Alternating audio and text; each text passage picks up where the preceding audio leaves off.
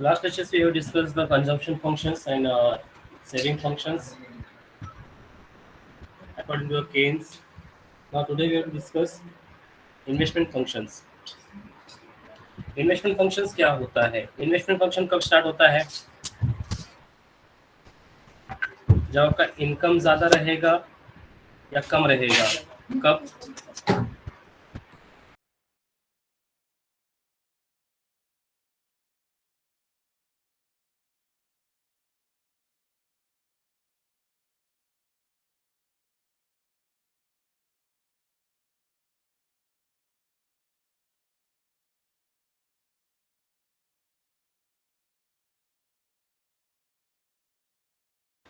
Okay, when your income is more. Income ज़्यादा रहेगा तो खर्चा भी बढ़ेगा बट लोअर रेट. इतना तो आप लोग को पता है. When the income increases consumption also increases but at a lower rate. फिर at a certain point of BOP आपका क्या स्टार्ट हो जाता है? Saving.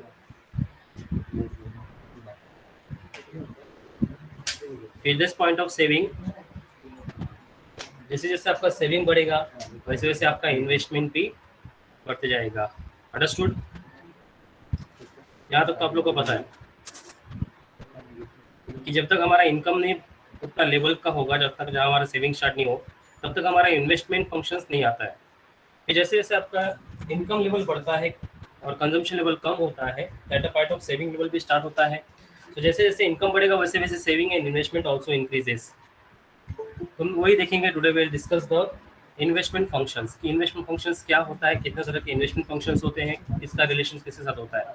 Okay, so investment functions refers to the investment interest relationship. Investment और उसका interest. अब हम ऑफ कोर्स हम कहीं इन्वेस्ट करेंगे तो उसका क्या मिलेगा? हमको इंटरेस्ट मिलेगा ही मिलेगा, पैसा मिलेगा मिलेगा. ठीक है. There is a functional relation between inverse relation between the rate of interest and investment. यहाँ पे इनवर्स रिलेशनशिप बोला है. ठीक है. Functional and inverse relationship. Inverse मतलब अपोजिट रिलेशनशिप. देखते हैं क्या क्या है. The investment functions slopes downward. Investment is equal to functions of आपका आर. आर मतलब रेट ऑफ इंटरेस्ट. जहाँ पे आपका आई रिप्रेजेंट करता है डिपेंडेंट वेरिएबल. और you know the variable about the dependent and independent variable. आपका आर जो है रेट ऑफ इंटरेस्ट है, जिसको हम लोग बोलते हैं independent variable rate of interest. ठीक है. मीनिंग ऑफ इन्वेस्टमेंट क्या है? The term of investment means purchase of stock. आप कोई स्टॉक खरीद लिए हो, कोई शेयर्स खरीद लिए हो, किसी डिबेंचर्स में इन्वेस्ट कर दिया, किसी गवर्नमेंट बॉन्ड में इन्वेस्ट कर दिए. जैसे जैसे आपका इन्वेस्टमेंट इंटरेस्ट सॉरी इनकम बढ़ रहा है एंड इक्विटीज में. So according to Keynes it is only financial investment.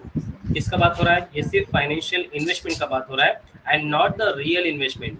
This types of investment does result in additions of stock of real capital of the nations. In the view of Keynes, investment include expenditure on capital investment. उस जगह पे आपने invest किया है जो आपका capital investment है. तो दो टाइप्स के इन्वेस्टमेंट होते हैं, आपका ऑटोनोमस इन्वेस्टमेंट और इंड्यूस. तो अगर ऑटोनोमस इन्वेस्टमेंट का बात करें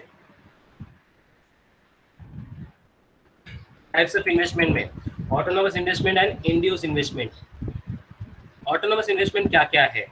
investment that is not dependent on national income. Autonomous ये वैसा इन्वेस्टमेंट है जो नेशनल इनकम पे डिपेंडेंट नहीं होता है. Mainly done with the welfare motive. ये सिर्फ वेलफेयर के लिए इन्वेस्टमेंट किया जाता है, not for making the profit. इससे कोई प्रॉफिट जनरेट नहीं किया जाता. ठीक है. अब ये कौन सा इन्वेस्टमेंट और किसका इन्वेस्टमेंट है? तो ये गवर्नमेंट का इन्वेस्टमेंट है. गवर्नमेंट कहाँ पे खर्चा करती है? गवर्नमेंट ब्रिज बनाने में खर्चा करती है. ठीक है. कंस्ट्रक्शन ऑफ रोड करती है, चैरिटेबल हाउसेस बनाती है, हॉस्पिटल्स बनाते हैं, स्कूल बनाते हैं, कॉलेजेस बनाते हैं, डैम्स बनाते हैं. तो ये जगह पे जो गवर्नमेंट खर्चा करती है दैट्स कॉल्ड इन्वेस्ट करती है. उसका कोई मेन मोटिव नहीं होता कि हमको प्रॉफिट कमाना है, वो सिर्फ खर्चा करती जाती है. तो ऐसे खर्चे को हम लोग बोलते हैं ऑटोनॉमस इन्वेस्टमेंट.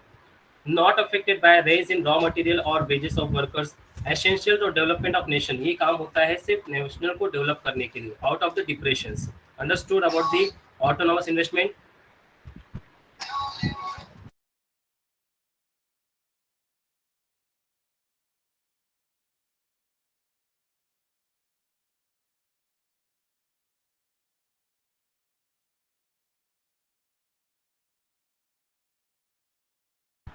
ओके, so ये होता है ऑटोनोमस इन्वेस्टमेंट। अब फॉर एग्जांपल आपका एक एग्जांपल ले लेते हैं, ठीक है, आपका इंडिविजुअल एग्जांपल ले लेते हैं। तो किसी के पास इंडिविजुअल एग्जांपल है क्या इससे बेटर? ये तो गवर्नमेंट के पॉइंट ऑफ व्यू से था, आपके पॉइंट ऑफ व्यू से ऑटोनोमस इन्वेस्टमेंट क्या है? पॉइंट रिमेंबर रखो, ऐसा खर्चा, ऐसा इन्वेस्टमेंट जो आपका प्रॉफिट नहीं हो, आप उसमें प्रॉफिट नहीं कमा रहे हैं, आप वेलफेयर के लिए कर रहे हो वो खर्चा। बताओ मुझे, ऐसा कौन सा आपने खर्चा किया है, इन्वेस्टमेंट किया है जिससे आपको प्रॉफिट नहीं हो? फूड थोड़ी ना आपका है, फूड क्लॉथ शेल्टर थोड़ी ना है। हाँ, क्लॉथ भी नहीं है, फूड भी नहीं है, शेल्टर है। शेल्टर मतलब घर। आपका इनकम बढ़ रहा है, ठीक है, आप बिल्डिंग परचेज किया, कंस्ट्रक्ट कर दिए, आप लैंड रहने के लिए, ठीक है, for the purpose of residential not commercial. तो आपने जो रहने के लिए घर खरीदा है, जैसे जैसे आपका इनकम बढ़ा, आपने अपने सुविधा के लिए मतलब जो आपका घर था उसको खरीद लिया, तो घर आपने खरीद लिया, उसको रिस्ट्रक्शंस किया, उसको डेकोरेट किया आपकी सुविधा के लिए। क्या उसमें प्रॉफिट कमा रहे हो आप लोग? नहीं। तो ये आपका ऑटोनोमस इन्वेस्टमेंट है, आप खर्चा तो कर रहे हो, एज ए इन्वेस्टमेंट तो कर रहे हो, लेकिन प्रॉफिट कमाने के लिए नहीं। हाँ, अगर बात किया जाए कि आप किसी शेयर्स में इन्वेस्ट करो, किसी कंपनी में पैसा दे रहे हो, कहीं पे लोन बांट रहे हो और उससे इंटरेस्ट कमा रहे हो, तो बात वो लोग होता है, अंडरस्टैंड, वो अलग होता है। फिर यहाँ पे ऑटोनोमस इन्वेस्टमेंट क्या होता है? For not making the profit, only for the wealth. Understood?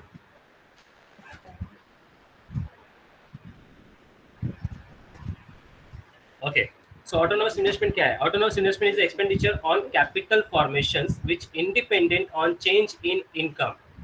Independent होता है आपके इनकम पे, rate of interest or rate of profit. This investment is independent on economic activity. Autonomous investment is income inelastic. The volume of autonomous investment is the same at all levels. Autonomous investment curve is horizontal parallel to x-axis. As per the diagram, you can see, जैसे जैसे आपका income बढ़ेगा वैसे वैसे आपका autonomous investment भी रहेगा आपके पैरेलल लाइन पे, ठीक है। अब ये काहे की यूज होता है, कहाँ पे यूज होता है? It is a time for economic depression. ज़्यादा करके जब इकोनॉमिक डिप्रेशन में, जबकि कंट्री डेवलपिंग पोजीशंस पे है, डेवलपिंग नॉट डेवलप, तो गवर्नमेंट हर जगह को डेवलप करने की कोशिश करेगी, हर सेक्टर्स को डेवलप करने की कोशिश करेगी, और वो हर जगह पे खर्चा करने की कोशिश करेगी। तो उनका जो खर्चा है, उनका जो इन्वेस्टमेंट है, वही ऑटोनॉमस इन्वेस्टमेंट कहलाता है। The government tried to boost the autonomous investment. Thus, the autonomous investment one of the key concept of welfare economy. Generally, the government make autonomous investment because of the welfare considerations. आज जो आपको बड़े बड़े bridge, dams, road construct दिए, concrete के road दिखाई दे रहे हैं आप लोग को हर जगह पे, टोल्स वगैरह, एकदम डेवलप सेक्टर्स, जो हाईवेज है डेवलप देखने को मिल रहे हैं, तो ये सब डेवलपमेंट पर्पज के लिए किया गया खर्चा है गवर्नमेंट द्वारा। Understand? So this is the autonomous investment.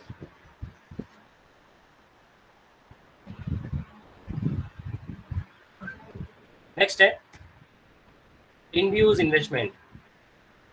Roll number 38. Read first. Yes, sir. Induced investment is the expenditure on fixed assets and stocks which are required when level of income and demand in an economy goes up.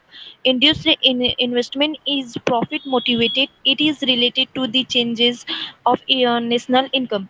The induced investment is the relationship between the national income and induced investment is positive. Decrease in national income leads to decrease in induced investment and vice versa. Induced investment is income elastic. It is positively sloped as shown here. Okay, तो Indians investment क्या है? अब ये investment है आपके dependent, मतलब interest पे। Indians investment is expenditure on fixed asset. आप कोई फिक्स असेट पे खर्चा करो, जस्ट लाइक आप गोल्ड पे इन्वेस्ट कर रहे हो, कोई स्टॉक खरीद रहे हो, कोई सिक्योरिटीज खरीद रहे हो, कोई शेयर्स पे इन्वेस्ट कर रहे हो। Income and demand of the economic goes up. Indians investment is a profit motive, आप प्रॉफिट के लिए करते हो, ऐसा खर्चा आप प्रॉफिट कमाने के लिए करते हो। It is related to changes in national income. The relation between the national income and induced investment is positive, हमेशा पॉजिटिव रहता है। जैसे जैसे इनकम बढ़ेगा वैसे वैसे आपका इन्वेस्टमेंट भी बढ़ते जाएगा। Decrease in national income lead to decrease in induced investment. अगर इनकम कम रहेगा तो आपका इन्वेस्टमेंट भी कम रहेगा, as per the vice versa. Induced investment is income elastic. Always is a positive goes as shown here. मतलब आप देख लो, जैसे जैसे आपका इनकम बढ़ेगा एज पर डायग्राम, वैसे वैसे आपका इन्वेस्टमेंट भी बढ़ेगा। ठीक है, अब यहाँ पे ऑटोनोमस और इंड्यूस इन्वेस्टमेंट में दो कंपेरिजन है, देख लो। इट इज इंडिपेंडेंट, जो आपका ऑटोनोमस इन्वेस्टमेंट है वो इंडिपेंडेंट है, और जो इंड्यूस है वो प्लान है, आप सोच समझ के करते हो, कहीं पे खर्चा करते हो, डिपेंडेंट पे। फिर दूसरा है इनकम इन इलास्टिक होता है, यहाँ पे इनकम इलास्टिक होता है, ये वेलफेयर के लिए किया गया है और ये प्रॉफिट मोटिव के लिए किया गया खर्चा है, तो आपका इन्वेस्टमेंट है। And determinants of investment function, what are the determinants of investment functions? The classical economics believe that investment dependent exclusively rate of interest. In the reality, investment decisions depend on number of factors: rate of interest, level of uncertainty, political environment, rate of growth populations, stock of capital goods, necessity of new products, level of income of investors, inventions and innovations, consumer demands, policy of the state, availability of capital, liquid assets of the investors. ये determinants है, ये factors हैं जो investment functions को affect करते हैं। ठीक है, here Keynes contain that business expectations and profit are more important. जो business के expectations है, जो profit है, वो ज़्यादा important रखते हैं अपने investment के लिए। He also point out the investment depend on MEC, marginal efficiency of capital and the rate of interest. अब आपको यहाँ पे कॉन्सेप्ट आता है कि आपका कैपिटल और आपका इंटरेस्ट ऑन कैपिटल। आपको तो पता है कि जब बिजनेसमैन कैपिटल इन्वेस्ट करता है अपने बिजनेस में, तो उसका एक पॉइंट ऑफ व्यू रहता है कि उसको ज़्यादा से ज़्यादा प्रॉफिट कमाना है और ज़्यादा से ज़्यादा रेट ऑफ इंटरेस्ट कमाना है अपने कैपिटल पे। अंडरस्टूड? ये समझा कि आपको जब कोई बिजनेसमैन बिजनेस स्टार्ट करता है कैपिटल इन्वेस्ट करके, तो उस कैपिटल पे वो क्या सोचता है, उसका कैपिटल कम हो या उसका कैपिटल बढ़े, उसका जो बिजनेस है वो कम रहे कि उसका बिजनेस एक्सपांड हो, हर जगह पे ये सोचता है ना, इंक्रीज होने का सोचता है, इंक्रीज करने का सोचता है। तो उसका मेन मोटिव क्या होता है एज पर द केन्स, कि जब भी कोई बिजनेस मैन जब बिजनेस स्टार्ट करता है तो उसका एक्सपांडिचर, वो अपना एक्सपांड के बारे में सोचता है, अपने कैपिटल को एक्सपेंडिचर मतलब उसको एक्सपांड करने की सोचता है। तो उसके लिए उसका लगाया हुआ कैपिटल और उसका rate of interest on capital, वो दोनों इंक्रीज करने का सोचता है। ठीक है, उसका पहला मेन मोटिव है। तो इसने क्या बताया, his point of the investment depend on marginal efficiency of capital, आप उस कैपिटल का कितना एफिशिएंसी किस तरीके से यूज कर रहे हो, एंड रेट ऑफ इंटरेस्ट कितना कमा रहे हो। First, private investment is an increase in capital stock, जो आपका प्राइवेट इन्वेस्टमेंट है, increase in capital stock such as buying a factory, machine. The marginal efficiency of capital state the rate of return on investment project, specially it refers to annual percentage yield, मतलब income या output earn by the last additional unit of capital. अब ये private investment है। Suppose आप आपकी एक factory है, ठीक है,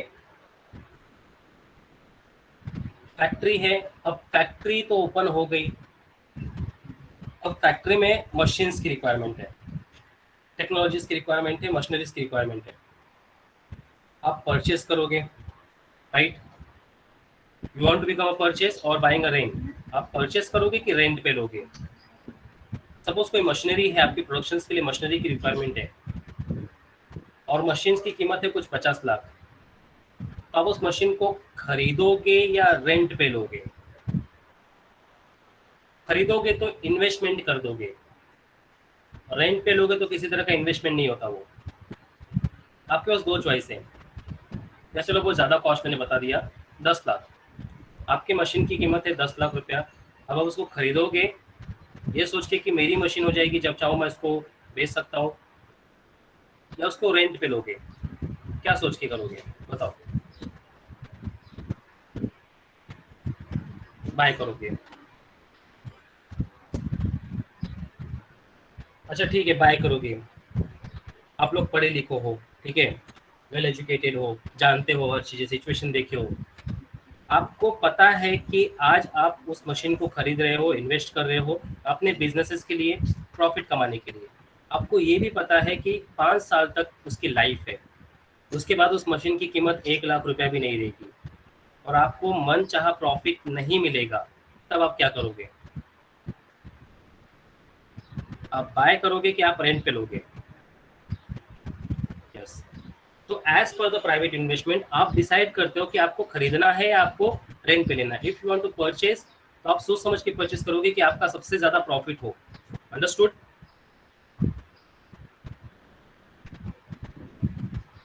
ये कॉन्सेप्ट आपको नेक्स्ट ईयर में मिलेगा कैपिटल बजटिंग का। तो यही है आपका कैपिटल। आप जो कैपिटल है उसको किस तरह से बजट करते हो, कहाँ पे पैसा लगाने की कोशिश करते हो, कहाँ से पैसा कमाने की कोशिश करते हो। तो आपका सपोज एक कैपिटल बजट है 10 लाख, आपके पास 3 ऑप्शन है ए बी एंड सी। कौन से मशीन को आप परचेस करने की कोशिश करोगे? आप ऑफकोर्स उसी मशीन को परचेस करने की कोशिश करोगे जो आपको प्रॉफिट दे, राइट?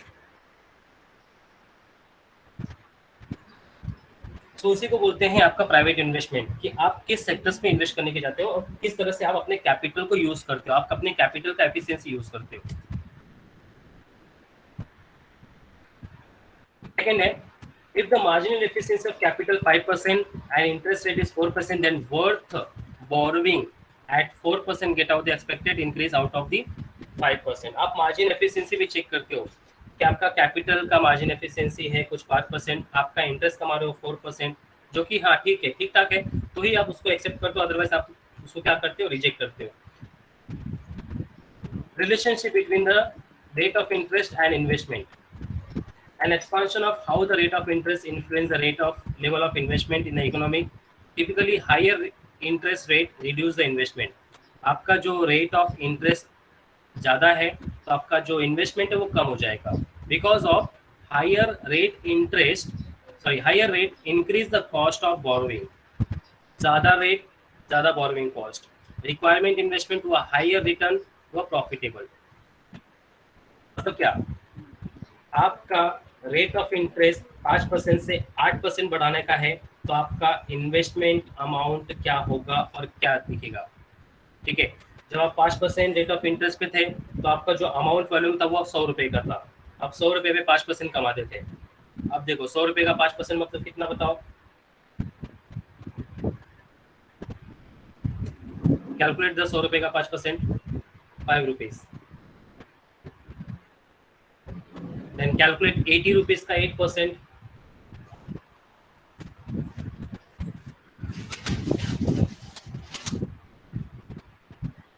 80 रुपीज का 8%,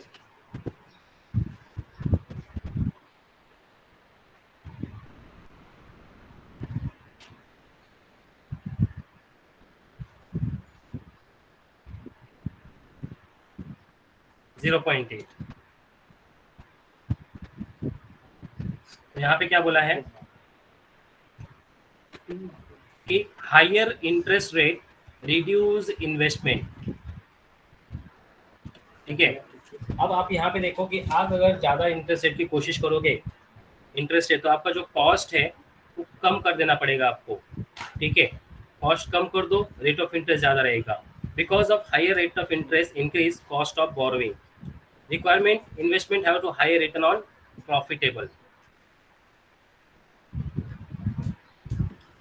as the real cost of borrowing fewer investment project are profitable. कुछ ही प्रोजेक्ट क्या रहते हैं, प्रॉफिटेबल में रहते हैं। If the rate of interest rise from 5 to 8%, then we get the fall in the amount of investment 100 crore to 80 crore, ठीक है। फॉल देखना पड़ेगा उसके अंदर। अगर हमको 5% से 8% रेट ऑफ इंटरेस्ट देना है, लिखना है, तो हमारा जो इन्वेस्टमेंट अमाउंट है उसको कम करना पड़ेगा। If the interest rate are increase, then it will tend to discourage the investment because of investment has higher opportunity of cost। with higher rate it more expensive to borrow money from bank। ये देखने को मिलता है कि higher rate कमाना है तो more expensive रहेगा मनी को बैंक से, बैंक से कर्ज लेने के लिए। Saving money in the bank give the high return. आपका जो पैसा सेव हो रहा है वो आपको ज़्यादा रिटर्न देगा, क्योंकि आपका उस अकाउंट में सेविंग अकाउंट चल रहा है, ठीक है। सपोज आपने आपके अकाउंट में 20,000 रुपया डिपॉजिट से, या चलो 1 लाख रुपया डिपॉजिट से, आप उसको विड्रॉ नहीं कर रहे हो ना उसको यूज़ कर रहे हो, तो आपको जो उस पर इंटरेस्ट कमा रहे हो वो ज़्यादा मिल रहा है एज कम्पेयर टू आपके करंट अकाउंट पे या आपके फिक्स्ड अकाउंट पे, वो फिक्स्ड रहेगा। Therefore using saving to finance investment has opportunity cost of lower interest payment.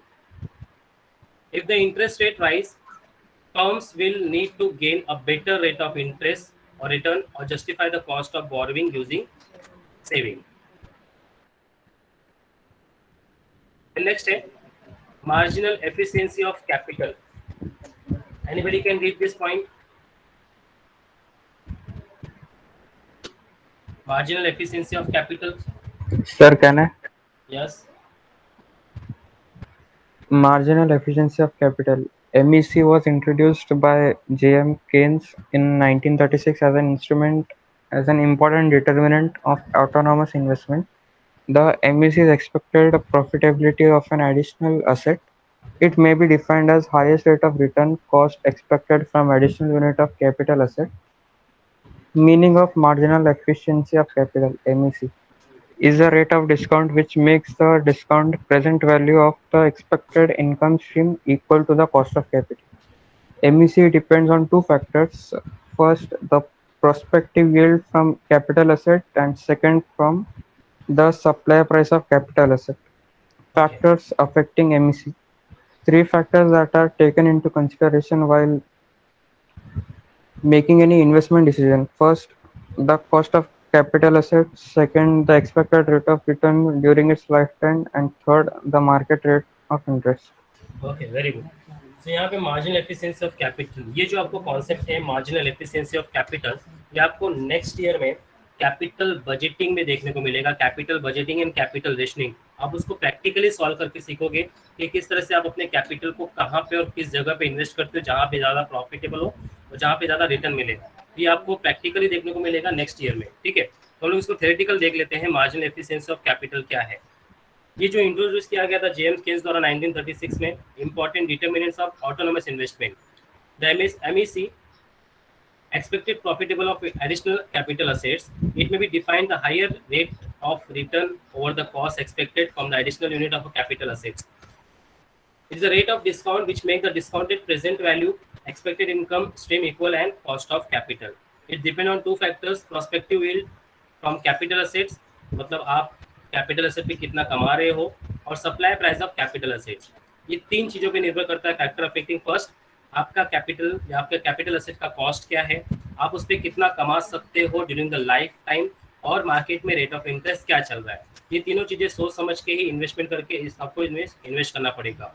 ये तीन चीज़ें डिपेंड करती हैं, फैक्टर्स अफेक्ट करती हैं मार्जिनल एफिशिएंसी ऑफ कैपिटल को. जैसे कि मैंने आप लोग को एग्जांपल दिया था कि आप लोग ने हायर परचेस किया है ना, F5F में आप लोगों ने हायर परचेस किया है.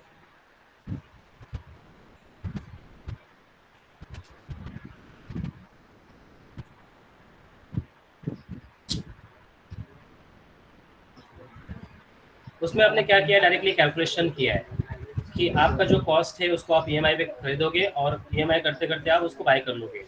अंडरस्टूड? आप लोगों ने उसको हायर परचेस को भी सीखा हुआ है, आपने लिवरेजेस भी सीखा है. F5F में आपने लिवरेजेस भी सीखा है, financial leverages, operating leverages. Operating मतलब ऑपरेटिंग एक्टिविटीज का. फाइनेंशियल लिवरेजेस जो लॉन्ग टर्म के लिए इन्वेस्ट किया जाता है सम टाइप्स ऑफ मशीनरीज में. ठीक है, अब आप लोग TY में जाने के बाद आप लोग सीखोगे कि आपका जो कैपिटल है, तो आप कैपिटल को कैसे इन्वेस्ट करोगे.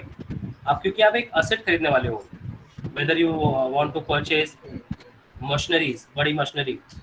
क्या आपने ये सुना है कि आप बहुत सारे जो बिजनेसेस मैन हैं वो जमीन खरीदते नहीं हैं, वो जमीन लीज पे लेते हैं. सुना है क्या? They are not purchasing the land, they are, वो क्या करते हैं, जमीन को लीज पे लेते हैं, रेंट पे लेते हैं.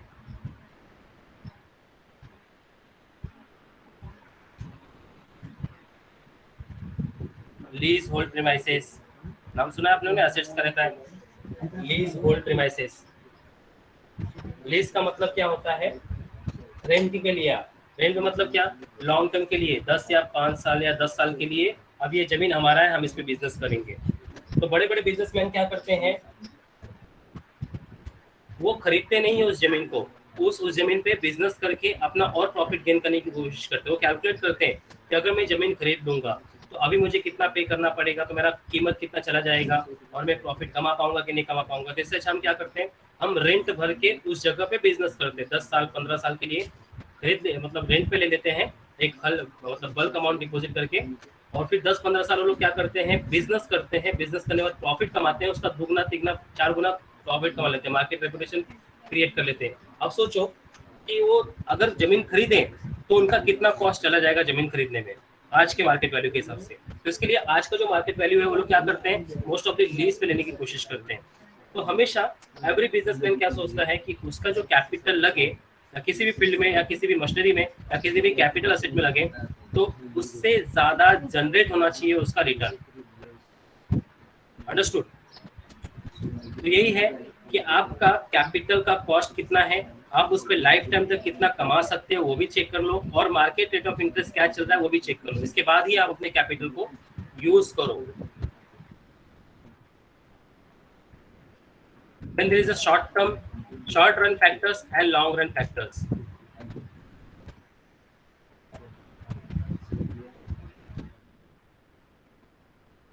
Anybody can read the short term factors?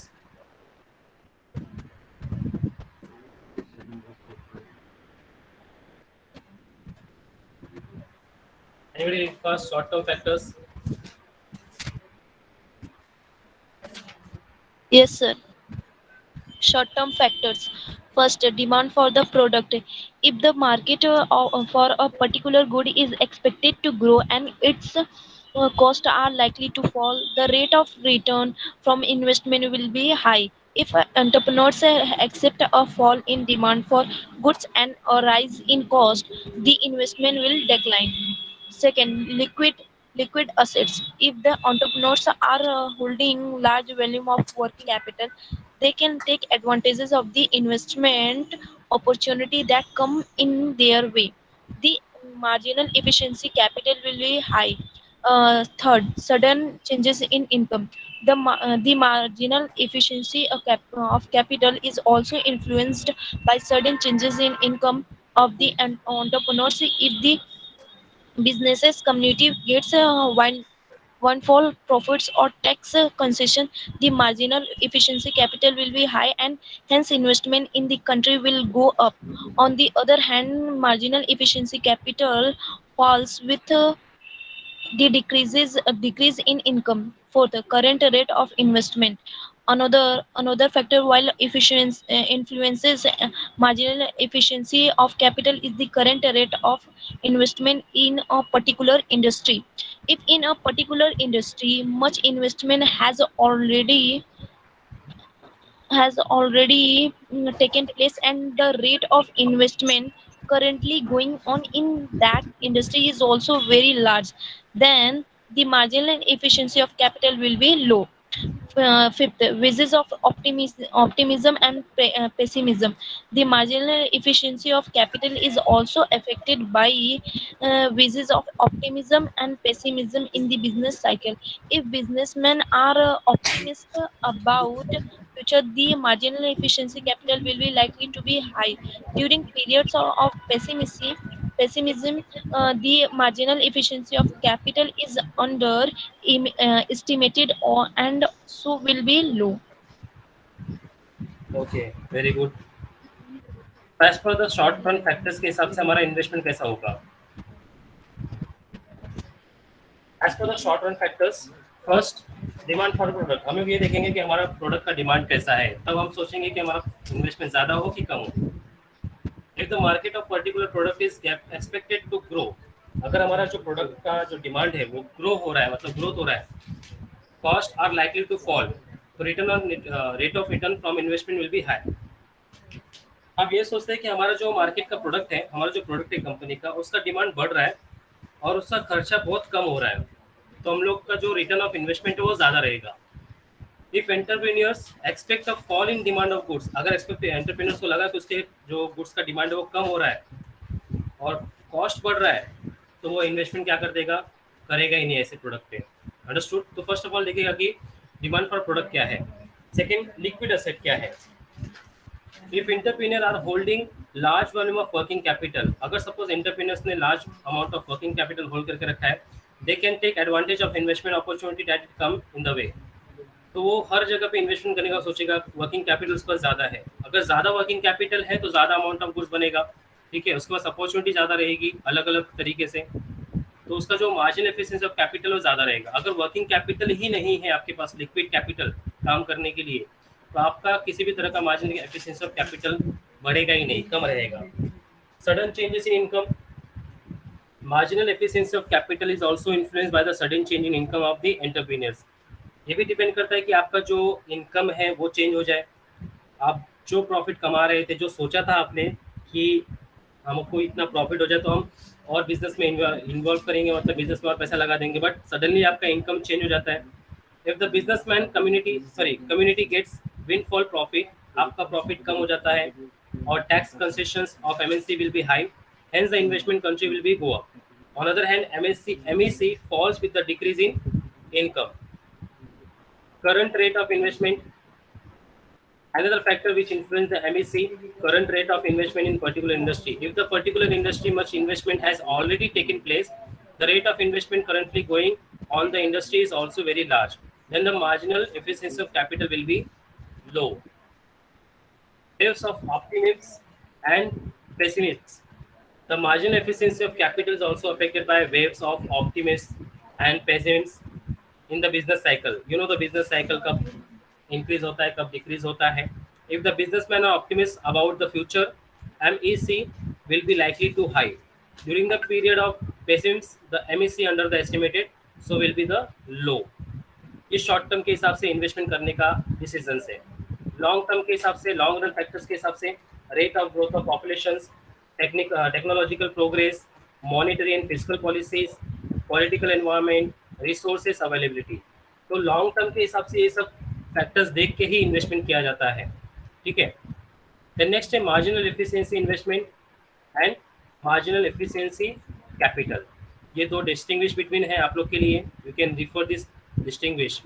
अगर हम कैपिटल का एफिशिएंसी और इन्वेस्टमेंट का एफिशिएंसी चेक करें तो it is based on given supply price of capital, और इन्वेस्टमेंट आपका क्या करता है, it is based on induced change in the price due to change in demand for capital. Induced क्यों रखा है, क्योंकि आपको यहाँ पे प्रॉफिट कमाना है, आप किसी तरह का आपका वेलफेयर का ये इसका काम नहीं कर रहे हो।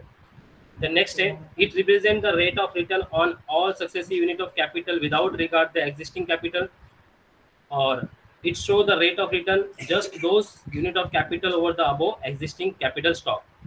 The capital stock is taken on x-axis diagram. The amount of investment taken x-axis diagram. It is stock concept, it is a flow concept. It determines the optimum capital stock in economic at each level of interest rate. It determines the net investment of the economic at interest rate given the capital stock. ये तब का है investment functions, जिसमें autonomous investment and induce investment के बारे में था, और मार्जिनल एफिशिएंसी ऑफ कैपिटल के बारे में था during the long run and short run. Understood?